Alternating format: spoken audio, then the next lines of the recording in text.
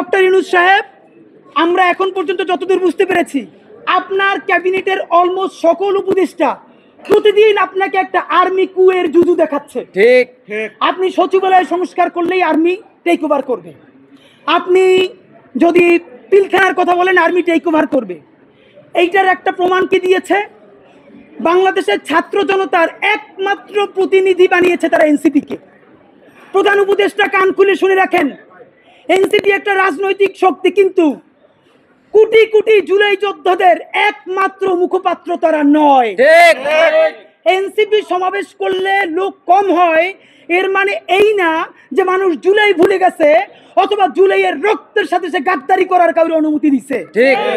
বরং এনসিপির সাথে লোক কম হয় এর বড় বাস্তবতা হলো তারা মনে করে বিএনপি বা জামাতে ইসলামী ঠিক যেভাবে জুলাইকে বিভিন্নভাবে বিজনেসের মডেলে নিয়ে এসেছে, এনসিপিও এখন সেটাই করছে, তাই তারা এনসিপির সমাবেশে আসে না।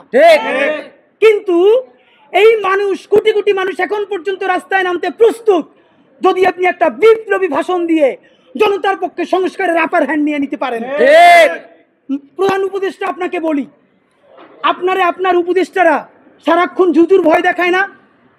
আপনারে বলি, একটু কান দিয়ে শুনেন, যদি ওয়াকার সাহেবের এবং আর্মি জেনারেলদের সাহস থাকে, আই রিপিট সাহস থাকে, একটা কুক ওইকে দেখাইতে বলেন। ঠিক ভাইরা, ব্যাপারটা এমন না। লিথাল উইপেন যখন চলে তখন পুলিশের উইপন আর আর্মির উইপেনের পার্থক্য থাকে না, প্রত্যেকটাই জীবন কাইরে নেয়।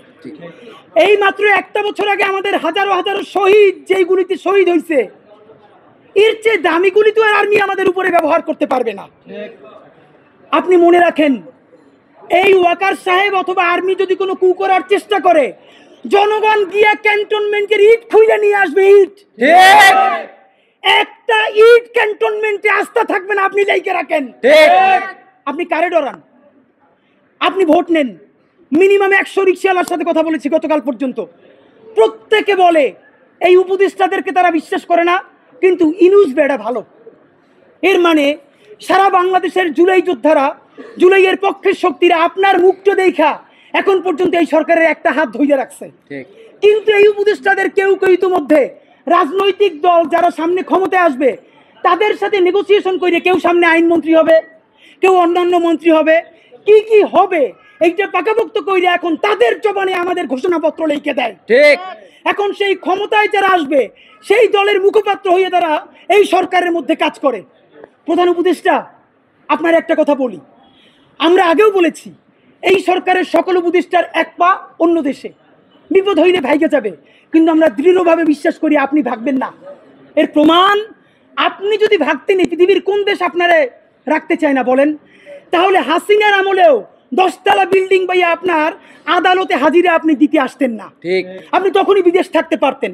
আপনি এই দেশে থাকতে চান বলেই আপনি আসছেন, আমরা বিশ্বাস করতে চাই। মাননীয় প্রধান উপদেষ্টা, আপনি বাঁচবেন কয়দিন বলেন?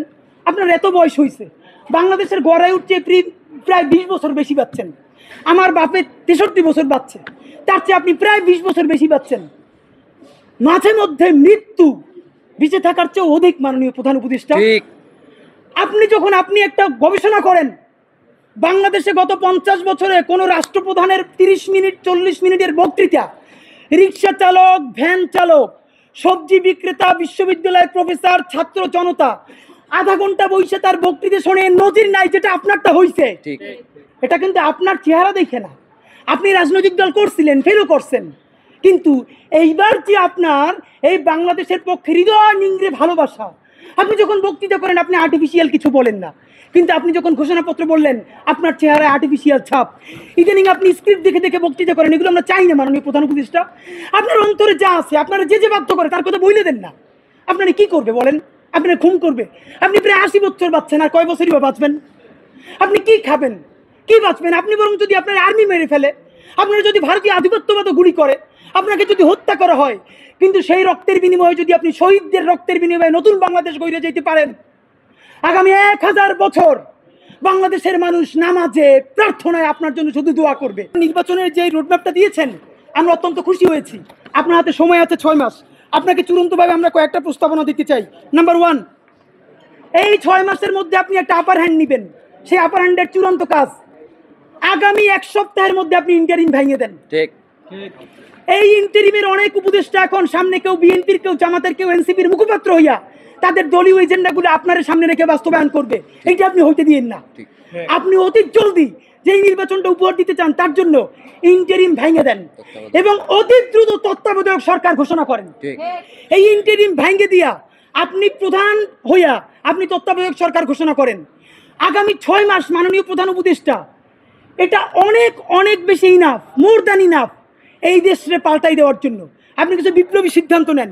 সেই বিপ্লবী সিদ্ধান্তের মধ্যে আপনি 1 নম্বরে বলেন যে এই দলই ক্ষমতায় আসবে ওয়াদা করতে হবে 72-এর সংবিধানকে বাতিল করতে হবে। যেই 72-এর সংবিধানের মধ্য দিয়ে বাকশাল হয়েছে, বিচারিক হত্যাকাণ্ড হয়েছে, সেই সংবিধানকে নতুন সংসদে বাতিল করে জুলাইয়ের ঘোষণাপত্রের আলোকে এবং জুলাইয়ের সনদের আলোকে নতুন সংবিধান রচনা করতে হবে। নাম্বার 2, প্রতিনিধিত্বশীল স্বাধীন পুলিশ কমিশন গঠন করতে হবে। আমরা বলেছি শুধু পুলিশ কমিশন না, কারণ এই পুলিশ যদি জানে আগামীতে বিএনপি ক্ষমতায় আসবে, জামাত ক্ষমতায় আসবে, সে হোমওয়ার্ক কইরা প্রত্যেকটা কেন্দ্র দখল করে ব্যালট ভরে দিবে, কারণ সে জানে তাহলে তার পোস্টিংটা ভালো হবে। সুতরাং আমরা চাই একটা প্রতিনিধিত্বশীল স্বাধীন পুলিশ কমিশন। এটা যদি 10 জনের মেম্বার হয়, 2 জন বিরোধী দল থেকে থাকবে, 2 জন বিশ্ববিদ্যালয়ের শিক্ষক থাকবে, 1 জন শহীদ পরিবার থেকে থাকতে পারে, এই পুরো সরকার থেকে থাকবে 5 জন, বাকি 5 জন অন্য স্টেট থেকে। যদি সেটা হয় তাহলে ন্যূনতম তাকে কিন্তু একটা কন্ট্রোল করা যাবে। নাম্বার 2, আপনি ন্যূনতম জুডিশিয়াল রিফর্ম না করে আপনি কিসের নির্বাচন দিচ্ছেন? এই যে নির্বাচনে খুন হবে প্রচুর, সেই খুনগুলো নিয়ে তো মামলা হবে। আমরা এই যে আসিফ মাহমুদ বনাম ইশরাক হোসেনের যে ক্যাচাল, সেই ক্যাচালে দেখলাম আদালত পর্যন্ত স্বীকার করতেছে যে এই ব্যাপারে রায় দেওয়ার উপরে তার উপরে চাপ ছিল। কোনো রাজনৈতিক দল ক্ষমতায় নাই, সেই অবস্থায়ও যদি আদালত বলে যে এই রায় দেওয়া তার উপরে চাপ ছিল, যখন রাজনৈতিক দল থাকবে তখন তো চাপ লাগবে না, তখন আইন মন্ত্রণালয় দিয়ে লেখা পাঠাবে, সে শুধু সাইন করে দিবে। সুতরাং আপনি জুডিশিয়াল রিফর্ম কি করলেন সেইটাকে আপনাকে স্পেসিফিকলি বলতে হবে। জনপ্রশাসন সংস্কার, সব কিছুতে একমাত্র বিসিএস প্রশাসন ছড়ি ঘুরাবে তা হইতে পারে না। আপনি ক্ষমতার ডিসেন্ট্রালাইজেশন করেন, আপনি পুলিশকে একটু ভিন্ন করেন, আপনি অন্যান্য ক্যাডারগুলোকে আরেকটু এম্পাওয়ার করেন। এই যে জনপ্রশাসন সংস্কারের মধ্যে প্রশাসকরা নিজেদেরকে প্যারালাল রাষ্ট্র ভাবে, এইটা আপনি ন্যূনতম ভেঙে দিতে না পারলে আবার তো সে আমলাতান্ত্রিক দেশ করবে। এবং আপনাকে সর্বশেষ আমরা বলতে চাই, আগামী 6 মাস আমরা আপনার কাছে অ্যাকশন দেখতে চাই। সেই অ্যাকশনটা হলো, এখন চলে আগস্ট মাস, আগস্টের মধ্যে আপনি ইন্টারিম ভেঙে দেওয়ার চূড়ান্ত রূপরেখা প্রণয়ন করেন। এতদিন বলছি আমরা বিচার সংস্কার, বিচারের কোন কোন রায়টা আসবে আপনি তা তো একটা বললেন না এই আপনার দীর্ঘ বক্তৃতার মধ্যে, কিন্তু আপনি ঠিকই নির্বাচনের সব কথা তো বললেন, থ্যাংক ইউ, আপনি এটা বলেছেন। তাহলে বিচার নিয়ে আপনি এরকম বলতেছেন না কেন? নাম্বার 2, এতদিন আমরা আগে বলেছি সংস্কার, তারপরে বলেছি মৌলিক সংস্কার, না এখন মৌলিক সংস্কারও বলি না, নির্দিষ্ট 5টা সংস্কারের কথা বলেছি।